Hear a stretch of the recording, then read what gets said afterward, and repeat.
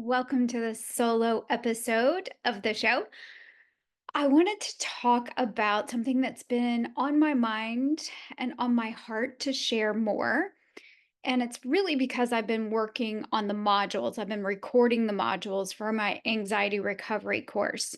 It's my signature course. I have been thinking about this course for a long time and have been working with people on an individual basis and putting the ideas together of what would be helpful in a course that really includes all the things that I have found to be really helpful both personally and professionally for anxiety recovery, but lasting anxiety recovery, not just for managing symptoms, but actually getting to the root causes of anxiety and addressing some of the things that don't really get addressed typically when we are going more of a traditional route in our anxiety recovery journey.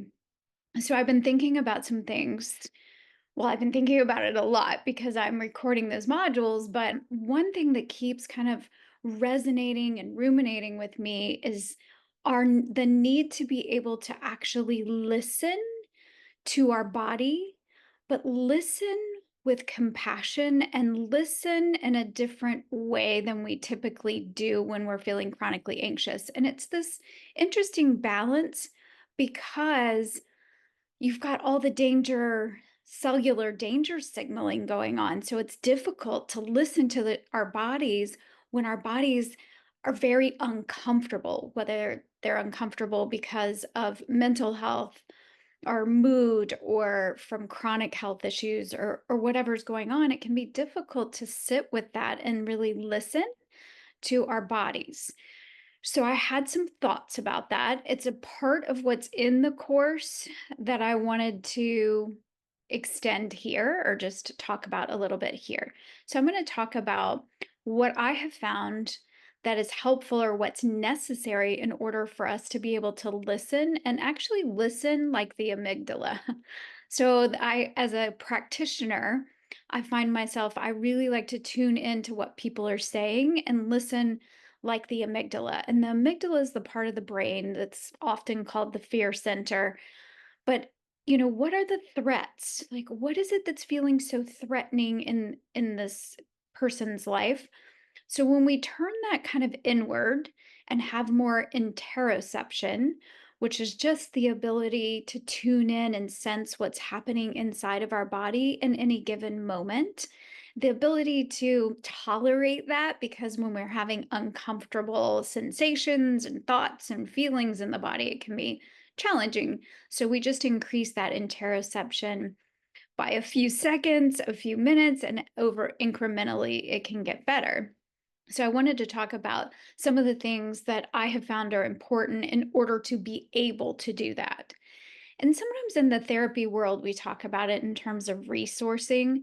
Like we want our clients to feel resourced before we start doing any really deep uncovering work or trauma work. We might want to first make sure that the person is able to tolerate more and more of that interoception, being able to sense what's happening inside the body. So, I want to talk about four things that I have found to be really important in being able to do that. I also want to mention before I forget really quickly, we have a new resource on the website. And so if you haven't been over to the new website, you can still get there from nourish-soul.com. But the new website is anxiety-recovery.com. And we have links in the show notes so you can go there. But one of the free resources that we've just put up that I created is an emergency anxiety recovery, just resources and basic tools for your nervous system regulation.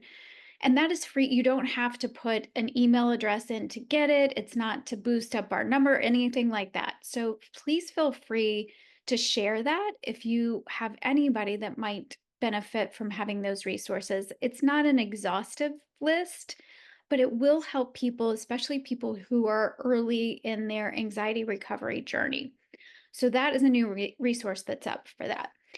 And I know this might sound like a little bit of a commercial for the anxiety recovery course, and it kind of is because I'm extremely excited about it. it's like birthing this new thing that I'm putting out into the world, and it's something that has been on my mind and heart for so long that it's finally coming together. So I am really excited about it, but I am just going to tell you straight up some of these four things that I want to share with you that are in the course. You don't have to buy the course to get it.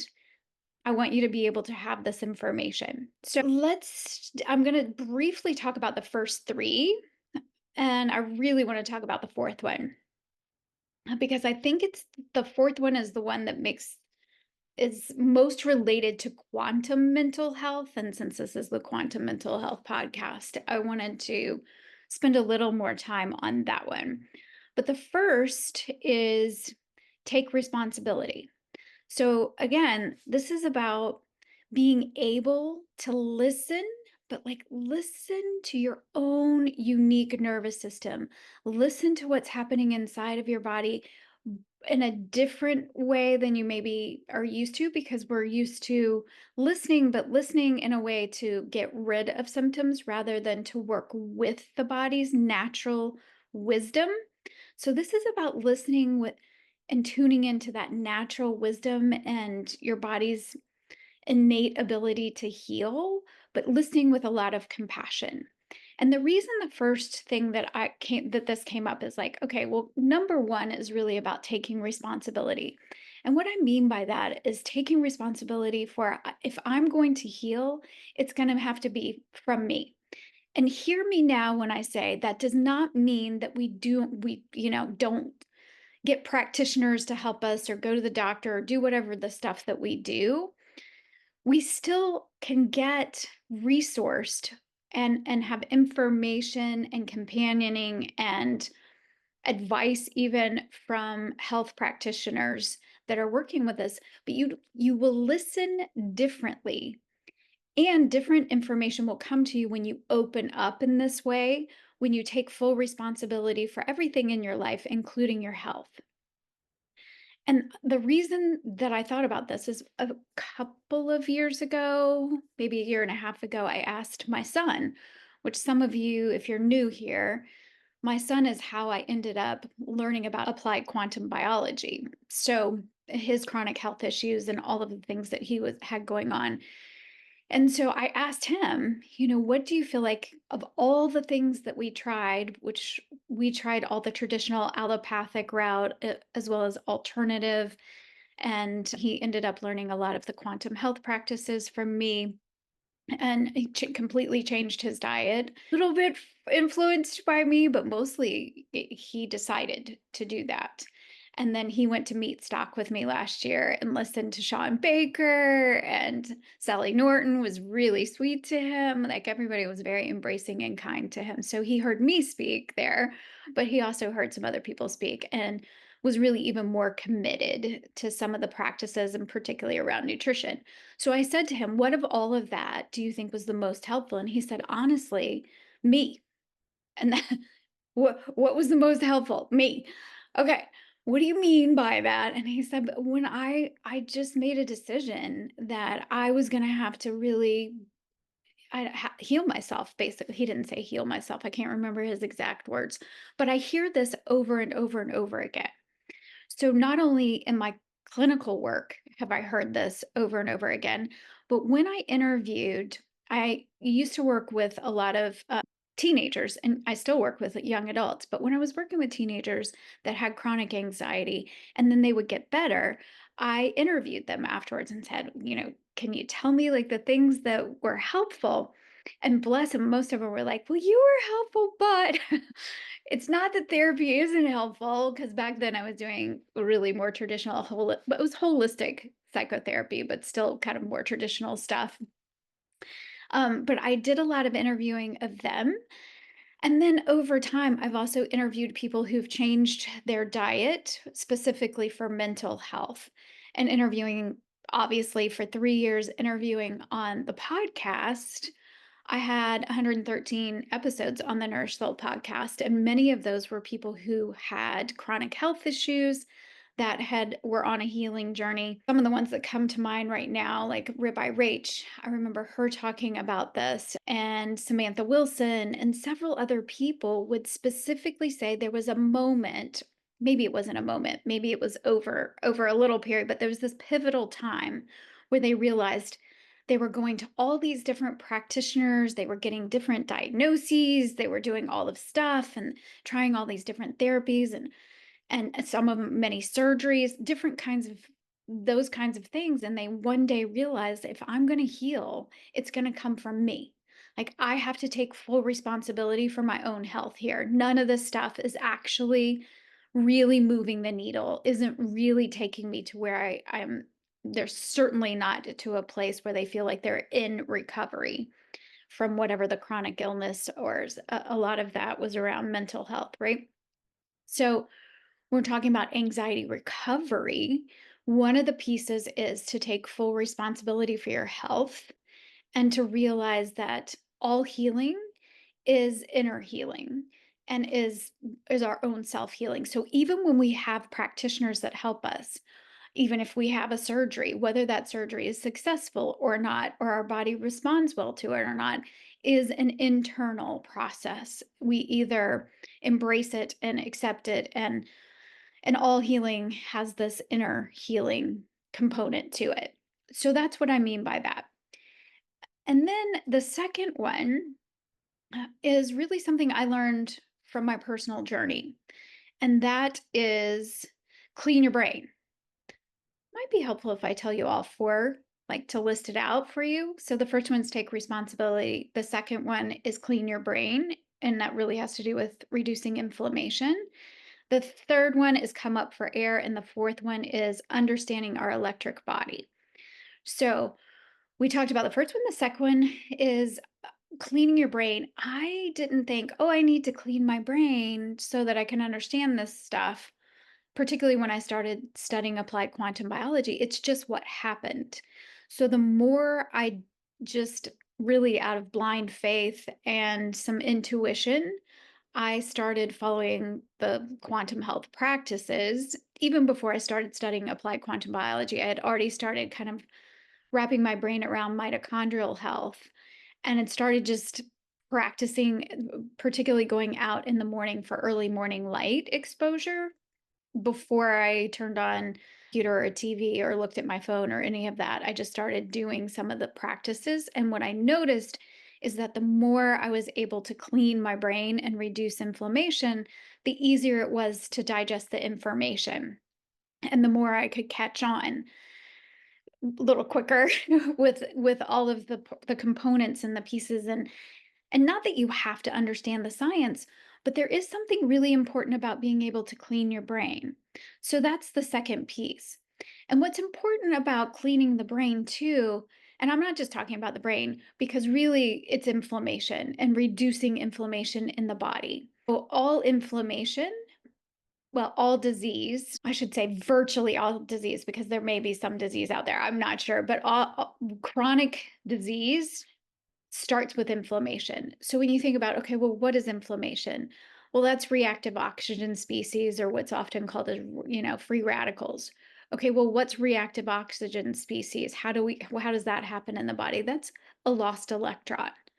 Ooh, what does that mean? Okay, well, what moves electrons through the body? The mitochondria. It's the electron transport chain. So its job is to move electrons through the body. These little organelles that live inside of our cells that when they're functioning well and healthy and optimally, healthy mitochondria lead to health. They drive health. Dysfunctional mitochondria drive disease through inflammation, through this lost electron, this reactive oxygen species. Now, we're designed to have some of that, but when it's chronic and over, we're having all of these lost electrons and more reactive oxygen species in the body, then you have more inflammation. Well, where do we have most of the mitochondria in the body? Per cell. Aside from the human egg, the brain. So it makes sense, then the heart, then it moves on throughout the body. Great. And that's it's not like a hierarchy here. I'm just saying that if you have inflammation, if you have lost electrons where we have most of the mitochondria per cell is in the brain. So you're going to have inflammation in the brain. Well, what is that going to create? It's going to create brain fog, cognitive issues, mood issues.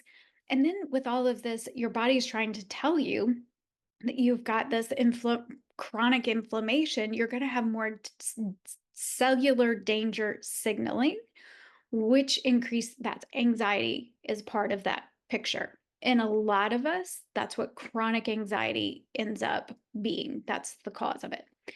So it's helpful to understand that you need to clean your brain in order to be able to listen. Listen to the signals of the body and your unique nervous system being able to tolerate that a little more and a little more and a little more, but also to discern between fear and intuition.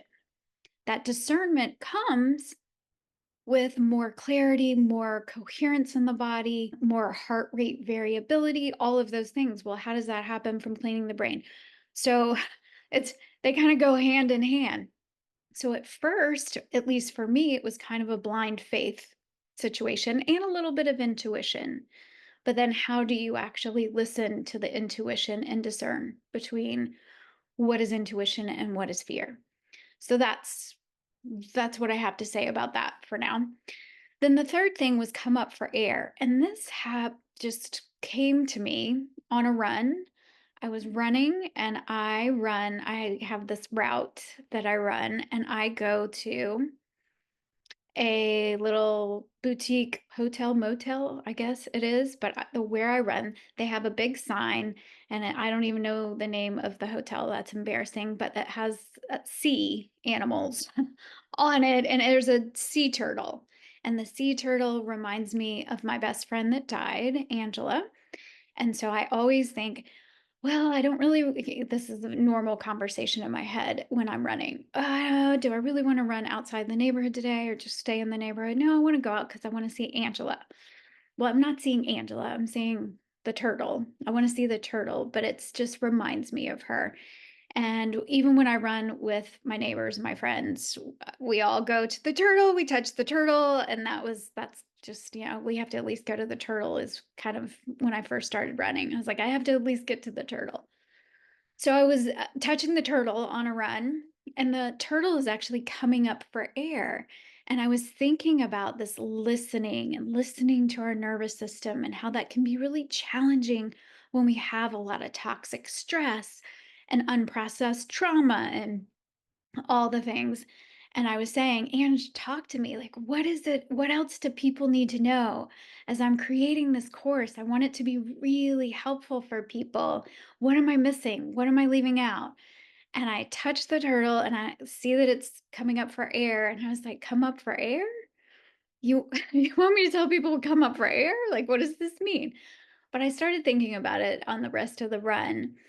And truly, to make space, not just physically, but emotionally, mentally, making some space, having the intention, even if you can't make it happen, having the intention to create space to come up for air. Because when we have a chronic condition of any kind, but chronic anxiety, we often feel like we are drowning in it. We can feel like it's just hard to get a breath. It's hard to come up for air.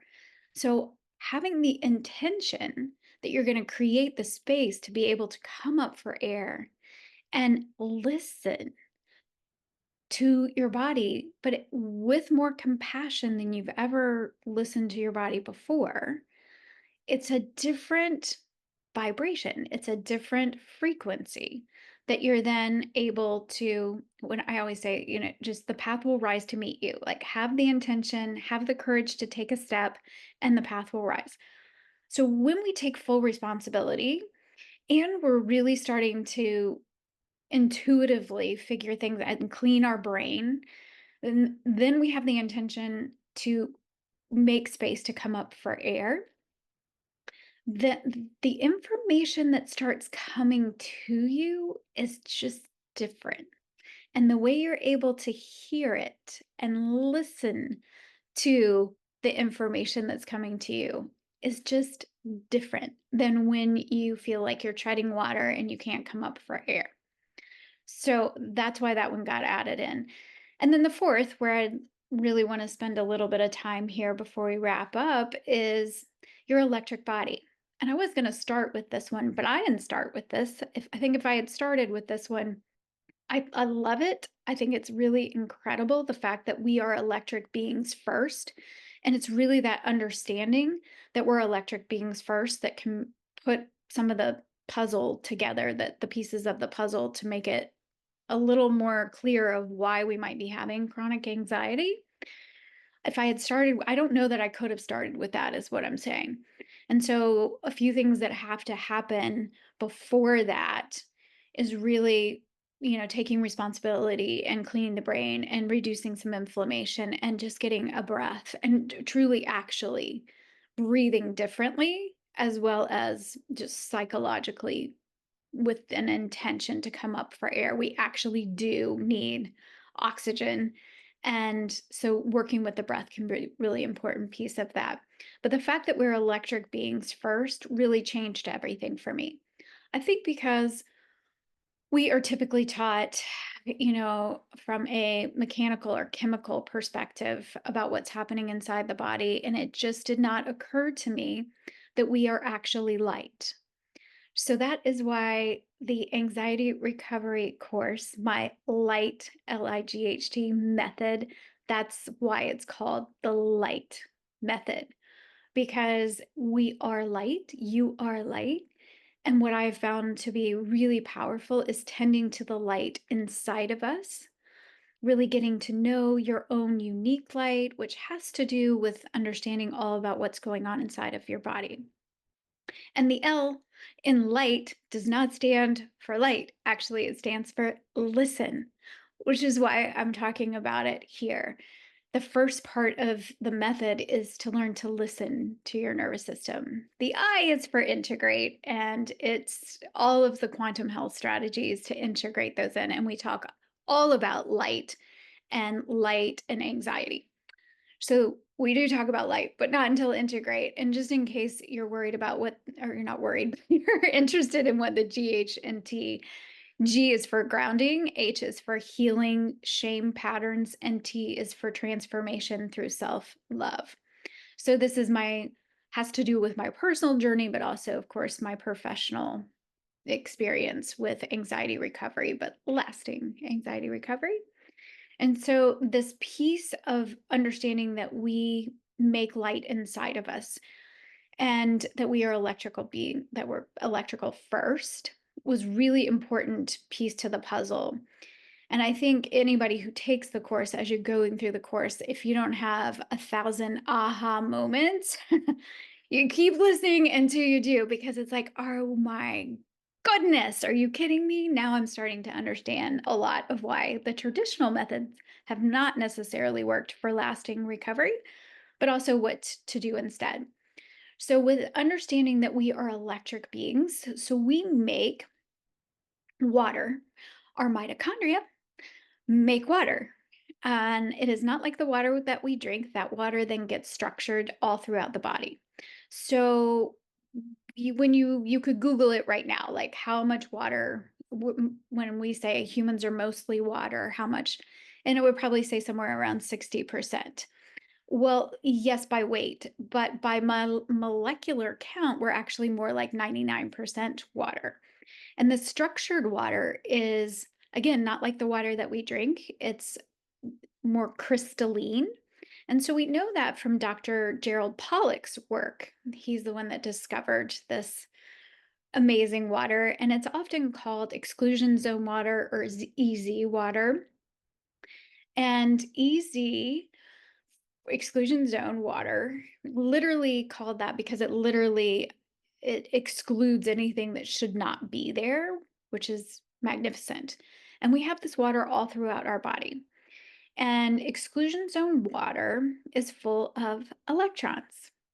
And what do the mitochondria need? They need sunlight, they need oxygen, they need electrons. And so expanding this exclusion zone water throughout the body cellularly hydrates us, also giving us more electrons for our mitochondria to be able to utilize these electrons through the body.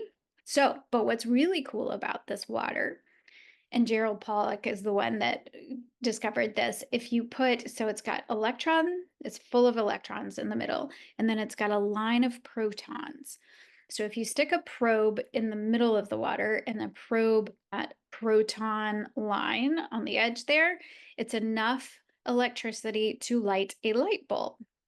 I told you you're light. So it's a battery. That water acts like a battery in the body. And when that battery is high voltage, right? If we are it's charged, we have the exclusion zone water is we're fully cellularly hydrated, optimized, have whatever words you want to use to that or put to that. Then things run really smoothly in the body. There's more coherence in the body. That's where we find more heart rate variability, which is a good thing. A lot of people are like, oh, well, heart rate variability, you don't want it to be we do. Heart rate variability is, and that's not beats per minute, beats per whatever seconds or what any of that. It's not about the beats, it's about the variability within that that's so important. And that's the Heart Math Institute. But that's a whole nother podcast that we need to do. So when you start to understand that your body is like a battery and it's either being drained and your voltage is low and it has to do with this lost energy where you have a lot of inflammation and the mitochondria don't have the inputs that they need to even be able to make enough of this water, and then the exclusion zone water can get where it's not expanded, right? It's contracted and it's dehydrated. We are cellularly dehydrated. You are going to get symptoms. Your body is going to yell at you that it doesn't have what it needs. And one of the things that it will do is create anxiety, or what we call anxiety, these anxiety symptoms. So that's why it's really important to understand that we are electric beings, and then to understand how to increase your voltage to make sure that you have the inputs and everything else that your body needs to function optimally. And that reduces that cellular danger signaling and increases more safety signaling when we're able to do all of that. So we talk about all those things. I've been talking about them on the Nurse Soul podcast. I'm talking about them on this podcast. So stick around and you'll keep learning more. But it's important to be able to listen and tune into what's happening in your body to understand that this is a piece of the puzzle, that it's about the voltage. You've got to kind of come at it from understanding that, is your body drained or is your body recharged, and how to recharge the body. So that's why when you put all of those pieces together, then you start to have a different way of listening, to the information that's coming in. Most people become more discerning of the information that's coming in. We become a little more, I'll use the word critical, not critical in the sense of like criticizing, but more in terms of, does this make sense? Is this make sense? Does this make sense for me and my nervous system? Is this just something that keeps getting regurgitated and said over and over again in mainstream ways that is actually not true or not helpful? So we listen differently, but we listen differently to ourselves. And then we can get a little more discerning too about, is this intuition? Is this fear? Is this fear cycling? Is this more about danger signaling because my body is telling me that it doesn't have what it needs? Or is this about some toxic stress or some unprocessed trauma? Am I shoving down emotions? Then you can start to do the other work once you're able to start listening, but listening with compassionate ears. Okay, so quick review. Number one, take responsibility. Number two, clean your brain. Number three, come up for air. Number four, understand your electric body. So if this is feeling like, I want to understand more of this, I want to go deeper, by all means, check out the course, the Anxiety Recovery Course, The Light Method. If you are listening to this, if you listen to this soon, February 5th, you can get the early bird discount and some bonuses. So check it out. The course starts February 16th and then will be available for anyone. And I do monthly group coaching calls, but the rest of it is all pre-recorded. So you can get in there and do the course at your own pace. And if this has been helpful at all, and you think of other people that it might be helpful for, please share. I think that is very, very helpful. It helps the show, but it also, our whole point and the goal is to help as many people as possible. So thank you. Thank you for being a listener. We are so grateful for you. I'm so happy that you're here and hope that the information is helpful to you. And tune in next Wednesday. So next Wednesday coming up, I'm talking to Dr. Rachel Brown. So I had Rachel on the Nurse Soul podcast, I don't know, a long time ago. And Rachel is a psychiatrist in Scotland, and she wrote the book Metabolic Madness. So, all about nutritional psychiatry. She's just lovely and fascinating. And so, we do talk about metabolic health, some, and mental health for sure. But Rachel is now a quantum health colleague. So, she has learned personally, she really just embraced the quantum health practices and is also getting certified in the quantum biology collective. And so we have some talk, we talk a little bit about that as well. Well, kind of a lot about that. So tune in on Wednesday. I think you'll really enjoy that episode with Dr. Rachel Brown. And I will look forward to hearing your comments on all of the episodes. Thank you so much.